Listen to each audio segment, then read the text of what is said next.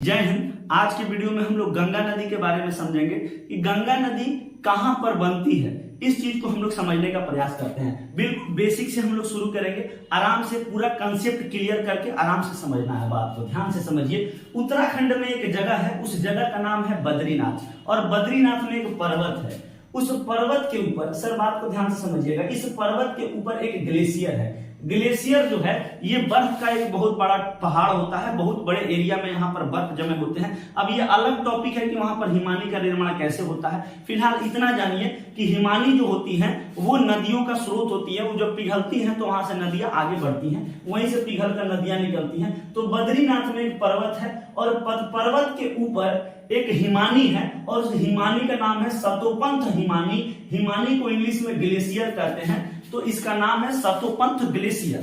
अच्छा, अब इस सतोपंथ हिमानी से दो नदियां निकलती हैं सर। एक नदी का नाम है धौली गंगा और दूसरी नदी का नाम है विष्णु गंगा। ये वाली नदी का नाम क्या है? धौली गंगा। इधर वाली नदी का नाम हम लिख दिया यहाँ पर धौली गंगा, और ये वाली जो नदी आप देख रहे हैं सर, इस वाली नदी का नाम है विष्णु गंगा। विष्णु गंगा। ये दोनों ही नदियां आगे चलकर आपस में मिल जाती हैं। ये दोनों ही नदियां जब आगे आती हैं तो आपस में यहां पर मिल जाती हैं। अब जहां पर दो नदियां आपस में मिलती हो या दो से अधिक नदियां आपस में मिलती हो तो उस स्थान को प्रयाग कहा जाता है। प्रयाग का अर्थ होता है मिलन स्थल। तो भारत में बहुत सारे प्रयाग हैं, तो अलग अलग प्रयाग का अलग अलग नाम दे दिया जाता है। तो जहां पर धौली गंगा और विष्णु गंगा मिलती हैं उस स्थान को हम लोग विष्णु प्रयाग के नाम से जानते हैं। इस स्थान को हम लोग विष्णु प्रयाग कहते हैं, विष्णु प्रयाग। अब यहां पर जब दोनों नदियां आपस में मिली तो यहां पर एक, दोनों नदियों के मिलने के बाद एक सिंगल धारा आगे बढ़ती है। ये धौली गंगा और विष्णु गंगा दो धाराएं आपस में मिलती हैं और उसके बाद से सिंगल धारा आगे बढ़ती है। तो अब समस्या ये हो जाता है सर कि ये धौली गंगा और विष्णु गंगा के मिलने से दोनों नदी आगे, ये नदी जो है धौली गंगा और विष्णु गंगा के मिलने से आगे बढ़ी है, तो इस नदी का नाम क्या रहेगा? धौली गंगा रहेगा कि विष्णु गंगा रहेगा? तो भूगोल के नियम के अनुसार जहां दो नदियों का मिलन होता है उसके ठीक पहले उसकी गहराई नापी जाती है कि कौन सी नदी ज्यादा गहरी है, और जो नदी ज्यादा गहरी होती है उसी के नाम से आगे वाली नदी का नाम रखा जाता है, आगे जाने वाली नदी का नाम रखा जाता है। तो यही यहां पर आपको मिलन के ठीक पहले जब गहराई को नापा गया तो यहां दोनों नदियों की गहराई लगभग समान थी। तो यहां असमंजस हो गया कि आगे वाली जो नदी जा रही है इसका नाम किस नाम से रखा जाए। तो एक नया नाम दिया गया इसको, जिसका नाम है अलकनंदा। इस नदी का नाम एक नया रखा गया, अलकनंदा। दोनों नदियां जब धौली गंगा और विष्णु गंगा मिलती हैं और उन धाराओं से जब सिंगल धारा आगे बढ़ती है तो उस नदी का नाम जो है इस वाले धारा, ये जो धारा जा रही है नदी की, इसका नाम अलकनंदा रख दिया जाता है। अलकनंदा, ये अलकनंदा है।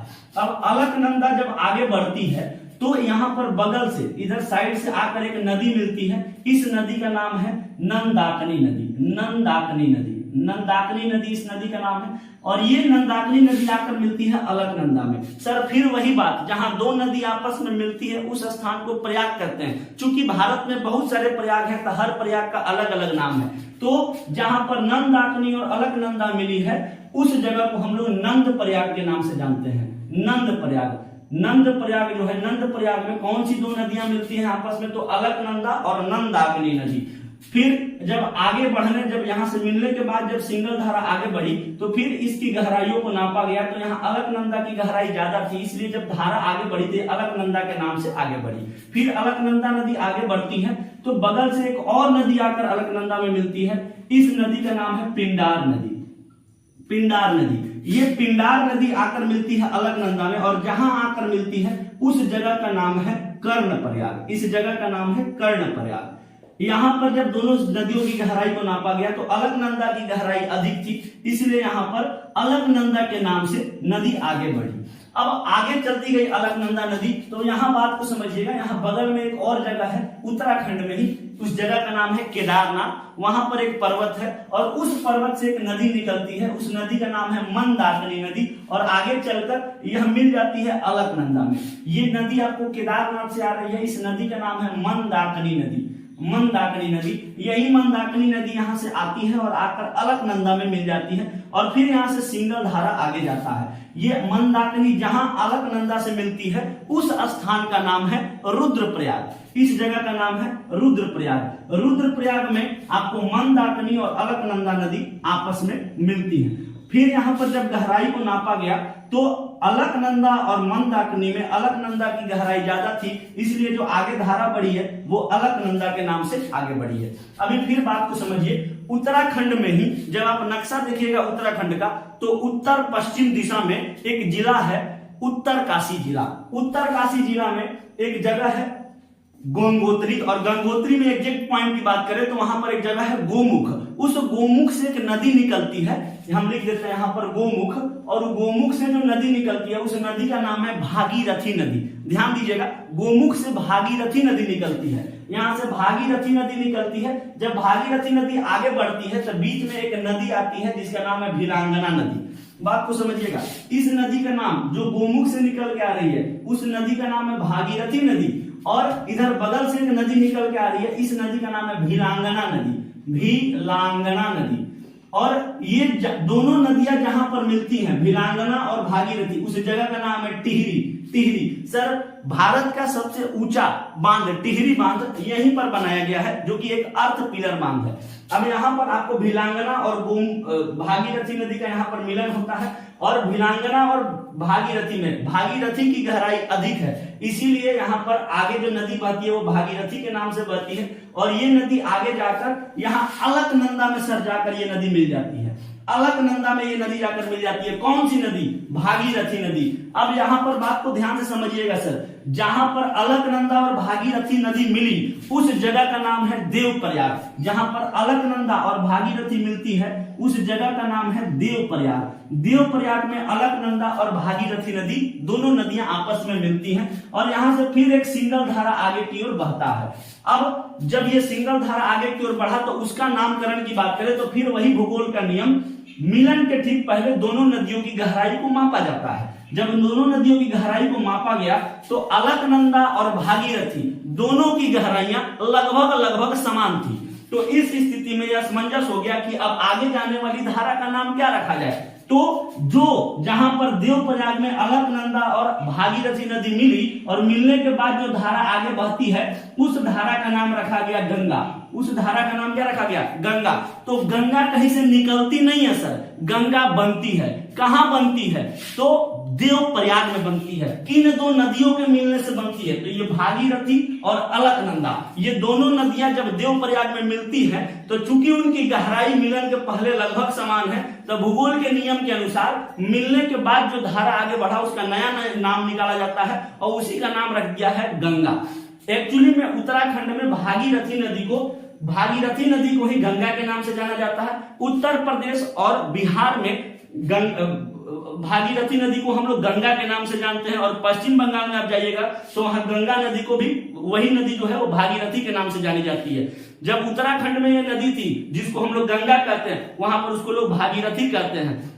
उत्तर प्रदेश और बिहार के लोग उसको गंगा कहते हैं। पश्चिम बंगाल में जाने के बाद फिर उसको जो है लोग भागीरथी ही कहते हैं। ये इस तरीके से गंगा नदी का उद्गम होता है। और आप लोग जो जीवन में अपने सुने हैं पंच प्रयाग के बारे में, वो यही पंच प्रयाग है। पहला आपका है विष्णु गंगा। विष्णु गंगा में दो नदियां मिलती हैं। कौन कौन सी? तो एक धौली गंगा है और एक विष्णु गंगा है। और आगे जब नदी चलती है तो अलकनंदा के रूप में वहां से मिलने के बाद आगे नदी आई तो अगला आपको प्रयाग मिलेगा नंद प्रयाग। यहाँ पर आपको मंदाकिनी और अलकनंदा मिलेगी।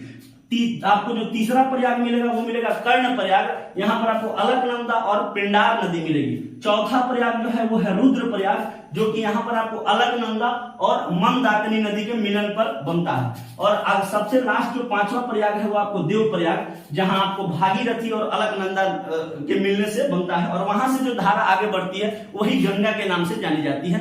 गंगा किसी पर्वत से या ग्लेशियर से नहीं निकलता है, गंगा जो है दो नदियों के मिलने से बनता है। यहाँ पर एक बार फिर दोबारा इस स्ट्रक्चर को समझेंगे। बद्रीनाथ में एक पर्वत है, उस पर्वत के ऊपर जो है एक ग्लेशियर है, सतोपंथ ग्लेशियर। वहां से दो नदियां निकलती हैं, एक धौली गंगा और एक विष्णु गंगा।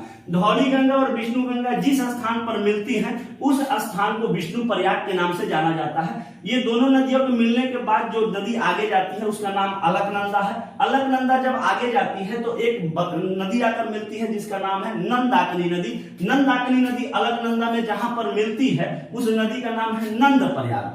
अच्छा, फिर दोनों के मिलने के बाद जो धारा आगे जाती है, संयुक्त धारा आगे जो जाती है, उस धारा को अलकनंदा के ही नाम से जानते हैं क्योंकि गहराई अलकनंदा की ज्यादा है। अब आगे जब जाएंगे तो इसमें पिंडार नदी आकर मिलती है। जहां पिंडार नदी अलकनंदा में मिली उस जगह का नाम है कर्ण प्रयाग। फिर आगे जो धारा जाती है वो अलकनंदा की जाती है। अलकनंदा में फिर इधर से केदारनाथ से एक नदी निकल कर आती है मंदाकिनी नदी, और ये मंदाकिनी नदी आकर मिलती है जहां अलकनंदा में, उस जगह का नाम है रुद्रप्रयाग। अब फिर उसके बाद से जो धारा आगे बढ़ी वो अलकनंदा के ही रूप में बढ़ती है। अब इधर का कहानी ये है कि एक जगह है उत्तराखंड में उत्तर काशी जिला, वहां पर गंगोत्री, एग्जैक्ट जगह की बात करें तो गोमुख, वहां से निकलती है भागीरथी नदी।